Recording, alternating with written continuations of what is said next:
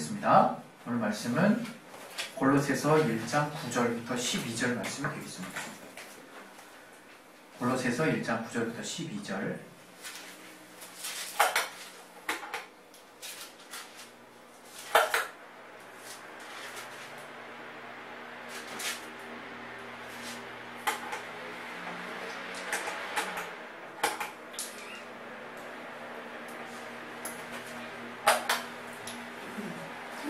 자, 제가 열이 많아서 참 걸맞지 않는 온도에 선풍을 좀 틀었습니다. 자, 우리 같이 찾으셨으면 우리 합독하도록 하겠습니다. 시작.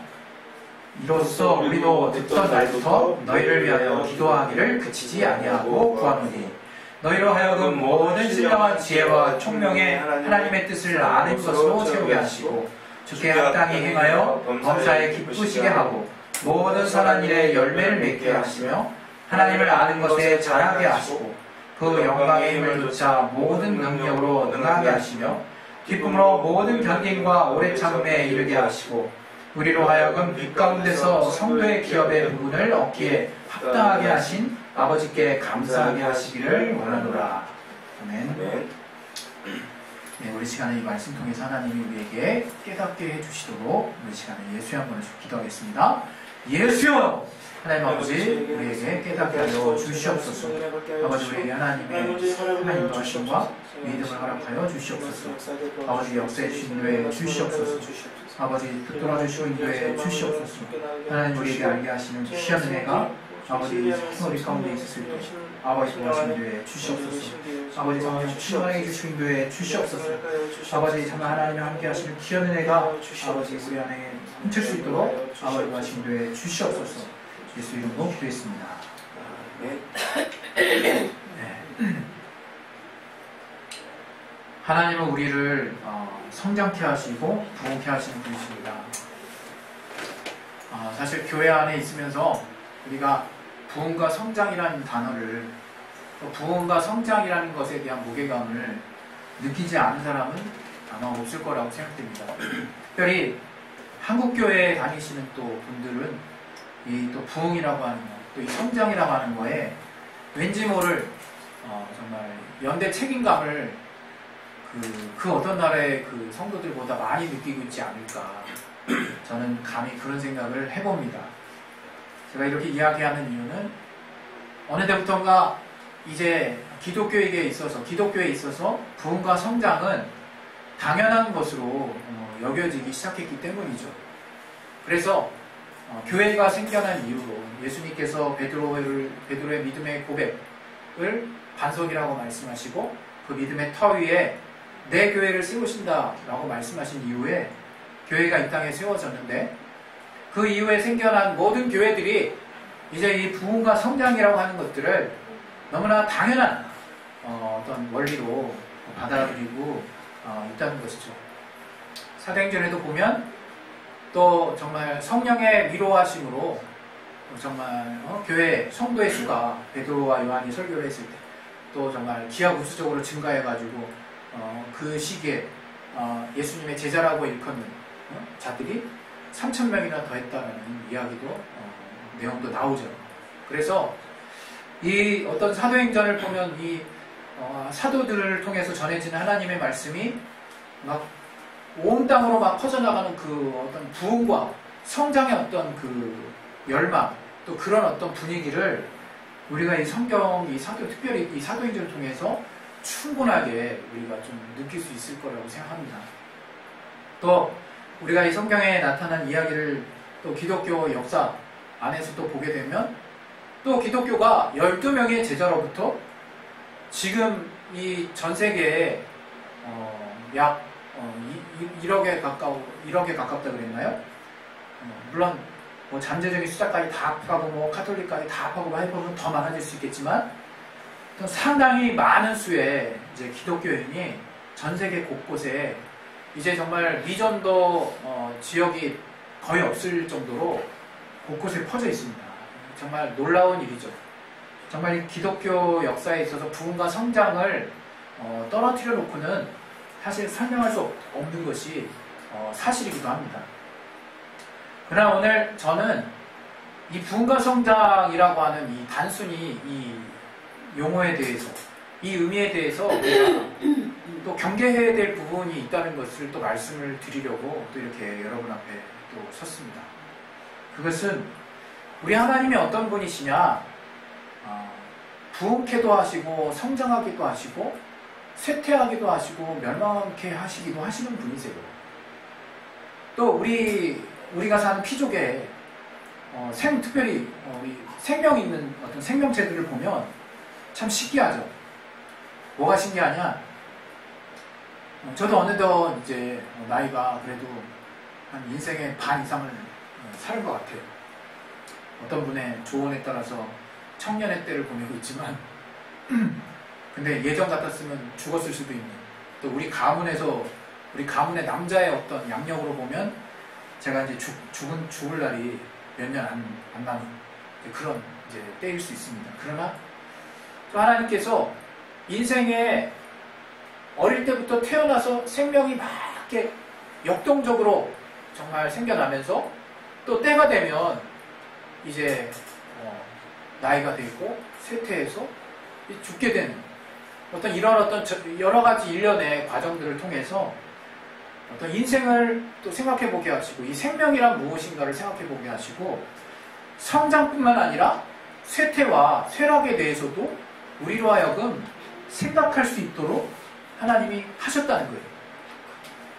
그러니까 우리가 흔히 예수를 믿고 기독교를 생각하고 뭔가 하나님의 능력 생각하고 이러면 온통 생명에 가득한 것, 물론 기독교는 생명의 종교입니다. 우리에게는 죽음이라는 것이 사실 엄밀히 말하면 없어요. 이 육체가 흙으로 돌아갔지만 결국 우리의 본질이 하나님을 향해서 이제 영원히 주님 앞에 나아가게 되는 것이기 때문에. 그러나 하나님이 이 땅을 우리가 살면서 이 땅을 또 디디고 살게 될 때는, 우리 식물도 그래요. 우리 아버지가 또 올해 또 심혈을 기울여가지고 배추를 심었는데 배추벌레가 그냥 한참 그냥 끼어가지고 막 구멍이 뽕뽕뽕 뚫렸어요. 그래가지고 또 우리 교인 중에 우리 또 가족 구성원한테 아버지가 또 주셨는데 가서 보다 보니까 수백 마리가 그 배추 안에 있다고 그러더라고요. 그냥 배추가 그냥 못 먹게 돼버렸죠. 근데 이 밭이나 이런 시골에 가면요, 그 넓은 땅에 제대로 된 배추를 쫙 심어놓고 그걸 썩을 때까지 가만 놔두는 그 밭대기도 있어요. 왜? 수지 타산이 안 맞아서 그냥 포기하는 거죠. 그걸 보면서 농사꾼이 얼마나 마음이 애리고 아플까. 우리 아버지도 그렇게 정말 작은 텃밭에 한 20여 포기 심어놓은 거 배추벌레 먹어가지고 마음이 그렇게 아프신데, 농사꾼이 한철 또 한 진짜 3개월 이상 그걸 키워야 되는데 그것들을 심었는데 그게 다 쑥밭이 됐다고 생각을 해보세요. 얼마나 마음이 아픕니다. 그런데 그런 자라나고 막 활발해졌다가 때가 되면 시들어가서 썩어져서 다시 흙이 되고 돌아가는 그런 어떤 일련의 과정들이 또 하나님의 주관 안에 있다는 거예요. 우리가 인정하든 그렇지 않든 우리 모든 이 땅에 육신을 가지고 있는 자들은 다 결국엔 때가 되면 또 정말 사라지게 됩니다. 이런 것처럼 하나님께서 우리에게 주시는 이 안에서의 전 교훈이 있다라고 믿습니다. 그것은 다른 것이 아니라 바로 우리 하나님께서 모든 만물의 생사화복뿐만 아니라 흥망성쇠를 주관하시는 분이구나. 하나님만이 이 우리의 모든 인생의 플랜뿐만 아니라 만물의 어떤 시간표를 하나님이 미리 아시고 정말 주관하고 계신다고 하는 것을 저는 우리가 받아들이고 믿어야 한다고 믿습니다.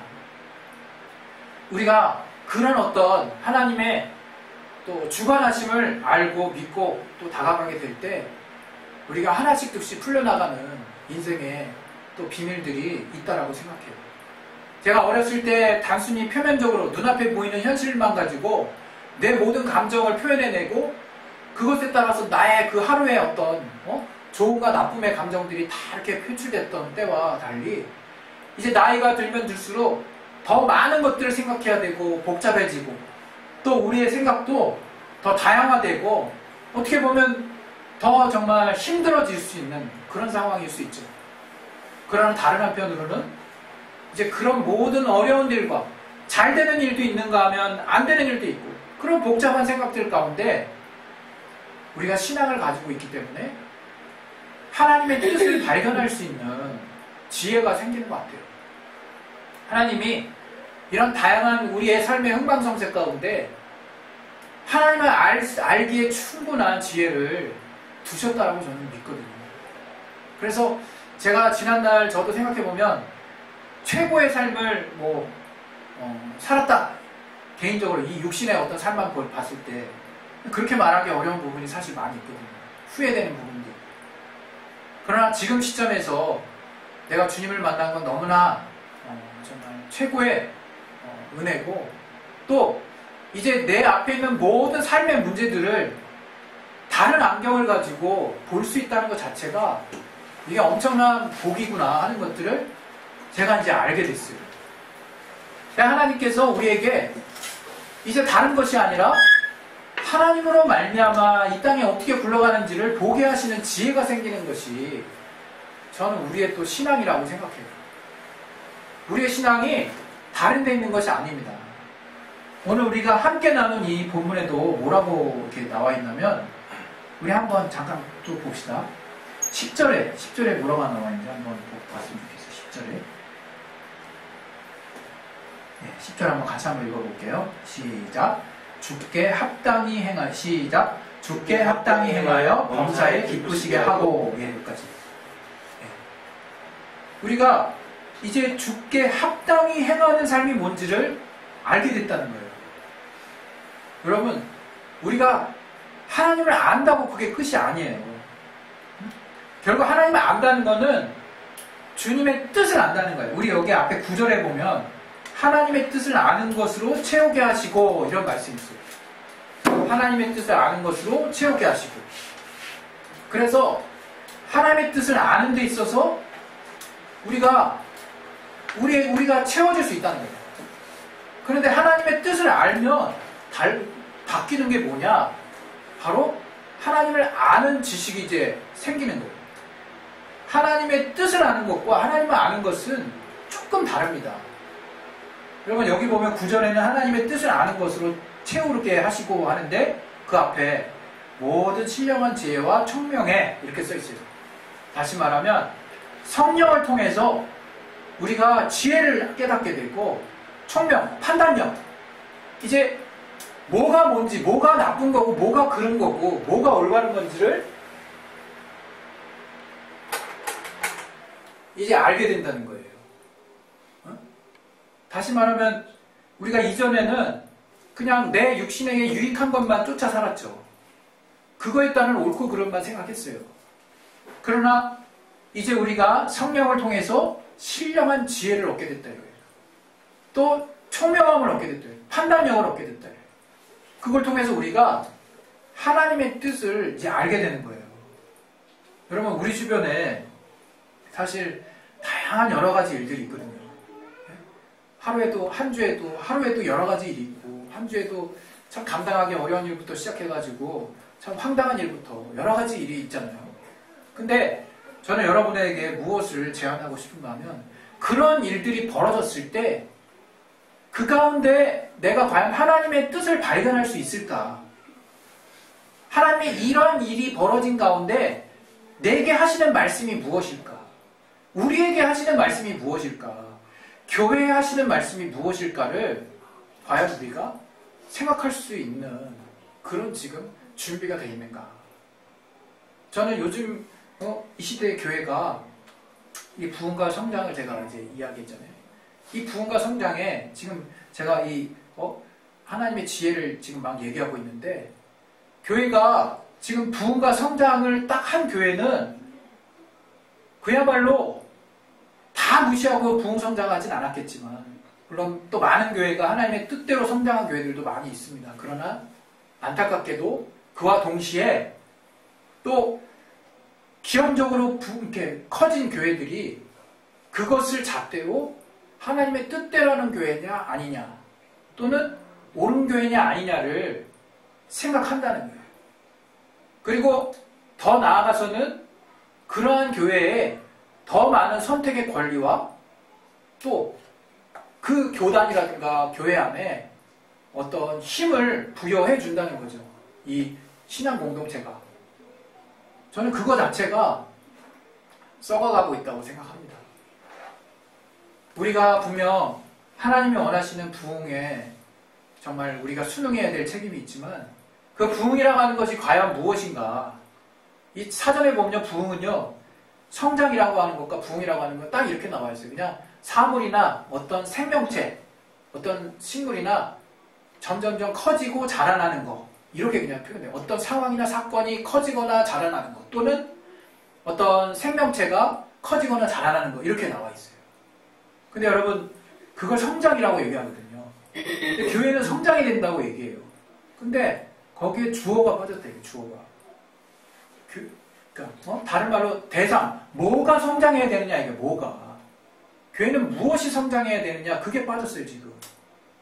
교회가 무턱대고 성장하면 되는 게 아니거든요. 우리가 유컬 관계를 정확히 알아야 돼요. 교회는 머리 대신 주님의 몸이지 주님이 아니에요, 교회는. 그래서 그냥 교회가 그냥 성장하면 무조건 주님의 몸이 영광받는 게 아니에요. 근데 이 시대에 많은 사람들이 단지 교회가 커지면 하나님께 영광이라고 생각한다 이거예요. 전도에서 성도를 많이 되려면 그게 단지 하나님께 영광이라고 생각한다 이거예요. 뭐가 빠져도 한참 빠졌어요. 뭐가 빠졌느냐? 바로 머리 대신 주님의 뜻을 따르는 지체가 그리스도의 몸이에요. 그게 교회예요. 우리는 그걸 당연시하고 있지만 실제로 머리 대신 주님의 뜻을 따르지 않고 성장하는 곳이 많아요. 그러면 따르지 않고 어떻게 성장하냐? 목회적으로 성장할 수 있는 방법이 전 있다고 생각합니다. 목회적으로 또 우리 한국의 정서에 맞게 또 우리 성도들의 가려운 곳을 찾아가면서 또 많은 다양한 입담을 발휘해서 일부 정말 우리의 정말 선배님일 수 있고 함께 가는 분일 수 있지만 이 목회를 하시는 분들이 정말 성경적이지 못하고 목회적인 차원에서 교회를 망치고 있다고 생각합니다. 그것은 성장이 아니에요. 몸속에 암세포가 커져간다고 성장이라고 말하지 않습니다. 우리가 건강하게 자랐다라고 말하지 않아요. 몸속에 정말 제거되어야 될 뭔가가 커져나간다고 해서 그거를 우리가 일반적으로 알고 있는 성장이라고 보지 않습니다. 그건 악성 종양이고 결국에 우리 몸을 다 통째로 심각한 위기를 가져오는 아주 빨리 제거해야 될 거예요. 근데 우리가 단지 성장만 생각한다 이거예요. 단지 뭔가 다시금 흥해지는 거, 그 이전에 어떤 때를 생각하면서 흥해지기를 원하는데 거기에 회개가 빠졌고 거기에 하나님의 말씀이 빠졌고 거기에 주님의 마음이 빠졌다 이거예요. 그렇게 빠진 채로 우리가 영차영차합니다. 그렇게 해가지고 뭔가 모여지는 것은 물질이에요. 물질. 물질에 의해서 모든 결정에 우선순위가 매겨집니다. 타락이죠. 타락. 오늘 제가 좀 전에 방금 얘기했던 우리는 성장을 다른 관점으로 봐야 돼요. 이제 확실하게. 성장은 하나님이 시켜주실 수도 있고 안 시켜주실 수도 있습니다. 기독교 역사를 보면 기독교, 다시 말하면 기독교의 부흥기, 기독교가 이제 지배하던 시대가 있었어요. 근데 세계 역사는 그 시대를 암흑기라고 표현해요. 중세라고. 네, 기독교가 나라의 왕보다 더 위에 있는 그 위치에 있는 세계를 주름잡았던 때가 있었거든요. 그러나 그 기독교가 이렇게 압도적으로 지배하고 있었던 그 시대를 이끌어서 우리 인류 역사에서는 그 시대를 암흑기라고 말하고 있다 이거예요. 그건 부흥이 아니에요. 그건 하나님이 원하시는 성장도 아니에요. 그건 반대로 가고 있는 거죠. 반대로. 근데 지금의 교회가 그 중세시대의 그 교황의 어떤 타락과 같은 그런 비슷한 모습을 형태만 달리하고 껍데기만 달리한 채로 그대로 이어져 내려오는 많은 악습들이 이 교회 안에 존재한다 이거예요. 절대 그걸 성장이라고 말하지 않습니다. 교회 시스템이 나아지고 돈이 많이 모여서 정말 건물이 으리으리해지고 성도들이 뭔가를 바라는데 그 안에서는 온통 기복적인 메시지만 전파되고 나 잘되고 다 잘된다라는 말만 선포되는 그 환경 안에서는 절대 하나님이 성장을 이야기하실 수 없습니다. 그건 성장이 아니에요. 제가 한때는 그런 개념이 제 안에도 있기 때문에 뭔가 하나님을 믿었으면 잘 돼야 된다는 압박에 시달렸기 때문에 뭔가 메시지에도 제가 마음에 찔리는 게 있었어요. 뭔가 우리 교회 다니는 성도들은 다 잘 됐으면 좋겠고 그게 안 되면 뭔가 내가 잘못 가는 것처럼 그런 생각을 많이 했었어요. 한때. 그러나 하나님이 제 안의 생각을 하나씩 둘씩 사실은 걷어내 주셨어요. 이것은 기독교는 잘된 것과 전혀 상관없는 종교라는 의미가 아니라 정말 성장이 무엇일까? 우리가 정말 주님이 말씀하실 때 우리가 잘 된다는 게 뭘까? 이제 그 개념이 달라졌다 이거 제 안에. 오늘 우리 성경에서 말하는 오늘 그 주제가 주님이 원하시는 성장과 부흥이에요. 참 아이러니하게도 이 성경 안에 물론 해석을 어떻게 하느냐에 따라 다를 수 있겠지만 이 부흥이라는 단어가 딱 한 번 나와요. 하박국에. 그것은 저들이 이스라엘의 포로였을 때 다시금 이스라엘의 영광을 회복시켜달라고 하박국이 이제 하나님께 기도하는 장면에서 나와요. 우리는 부흥을 맺히고 부흥하고 뭔가가 회복되기를 그렇게 바라고 하지만 정작 이 부흥이라는 의미로 쓰여진 단어가 성경에 달랑 한 번 나온다는 거. 근데 반대로 뭔가 부흥한 것과는 상관없는 것 같고 또 부흥과는 역행하는 것 같은 하향 평준화되는 것 같은 뭔가 쪼그라드는 것 같은 우리의 삶을 실상 손해보는 것 같은 그러한 주님의 말씀은 차고 넘칩니다. 우리나라에도요 정치 얘기하려는 게 아니라 국가가 잘 되기 위해서 이렇게 국가 우선주의로 이렇게 나가는 게 있어요. 경제가 잘 돼야 된다. 사회 간접 자본을 확충해야 된다. 기간 산업이 살아야 된다. 대기업이 살아야 된다. 이런 식으로 막 이렇게 하면서 이렇게 추진하는 데가 있어요. 거기는 분명히 단기적인 효과가 나옵니다. 진짜 나와요. 왜? 될 만한 곳에 큰 자본이 바로 투입되니까. 그러나 소득 재분배는요, 눈에 티도 안 나요. 티도 안 나. 국가가 성장 위주의 정책을 펼 것이냐, 분배 위주의 정책을 펼 것이냐, 뭐 하나가 딱 옳다라고 제가 말씀드리는 건 아니에요. 그러나 국가도 성장 위주의 정책만 피면요, 부익부, 빈익빈이 더 극화되는 거예요. 정말 큰 덩어리로, 국가가 큰 덩어리로 싸잡아가지고 뭔가 될 만한 곳에 투자하는 것만 열심히 하다 보면 이제 사회 각계각층에 손이 안 닿는 곳에 점점 소외된 자들의 가난이나 어떤 여러 가지 열악함은 점점점 심화되는 거예요. 그래서 참 진짜 이 땅에 사는 우리의 세계의 나라 중에서도 덴마크나 스웨덴이나 뭔가 복지가 잘 된 나라들은 그런 공평의 개념이 강해요. 제가 알기로. 재분배의 개념이 강해. 물론 세금도 엄청 많이 내는 걸로 알고 있지만 우리가 정말 제가 이런 이야기를 하는 것은 과연 기독교가 추구해야 될 성장이 무엇일까? 우리가 자라난다는 것이 무엇일까? 그건 저는 오늘 이 나눴던 본문 아까 말한 것처럼 우리 내면의 성장이 돼야 된다고 생각해요. 다시 말하면 성령으로 말미암아 우리가 뭐가 옳고 그른지에 대한 지혜와 총명이 분명히 우리 안에 갖춰지고 하나님의 말씀이 우리 안에 흥황해져야 된다 이거예요. 우리 말씀이 있잖아요. 사도행전 19장 20절 제가 읽어드릴게요. 믿은 사람들이 많이 와서 자복하여 행한 일을 구하며 또 마술로 행하던 많은 사람이 그 책을 모아가지고 와서 모든 사람 앞에서 불사라니 그 책값을 계산하는데 은 5만이나 되더라. 이와 같이 주의 말씀이 힘이 있어 흥황하여 세력을 얻으니라. 이게 부흥인 거죠. 이게 성장인 거죠. 우리 안에 하나님의 말씀이 부흥케 되는 거, 우리 안에 하나님의 말씀이 자라나는 거, 주님이 말씀하신 삶의 가치, 주님이 중요하게 여기시는 정신, 주님이 귀하게 여기시는 가치들이 우리 안에 뿌리 박혀서 이제 정착해서 자라나야 우리 삶에 계속 오르락내리락하는 다양한 흥망성쇠의 여정 가운데 우리는 하나님의 뜻을 볼 수 있고 하나님을 알 수 있고 그로 말미암아 평안히 우리를 지배할 수 있고 또 하나님이 궁극적으로 주시고자 하는 영광스러운 삶이 우리 앞에 펼쳐질 수 있는 거라는 거예요. 그거는 절대 현실에 상관없는 이야기를 하는 것이 아닙니다. 우리는 그러한 주님 안에서의 내적인 성장이 그 어느 때보다도 필요한 때에 살고 있어요. 저는 우리 교회만큼은 정말 조금 더디 가더라도 하나님이 귀하게 여기시는 그러한 성장의 가치, 하나님이 정말 기뻐하시고 하나님이 좀 그런 말이야. 오늘 이 본문 보세요.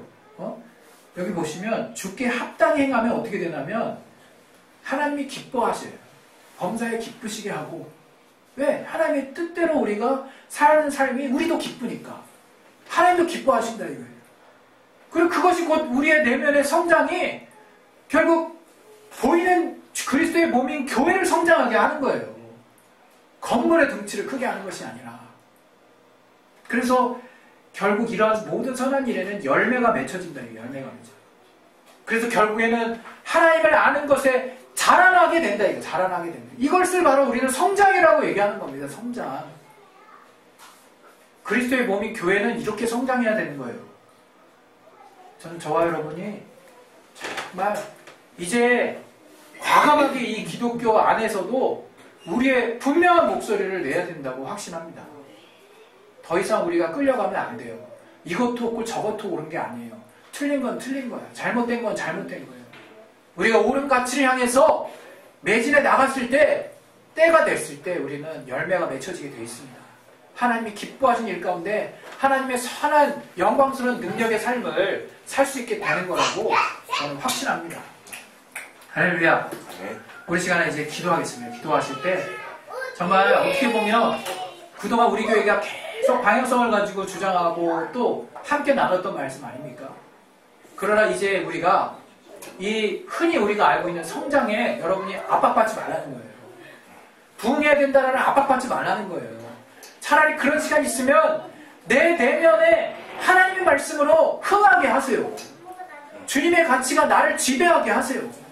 그게 성장하는 거예요. 주님 마지막 날 주님 뵀을 때 아무것도 남는 거 없습니다. 진짜.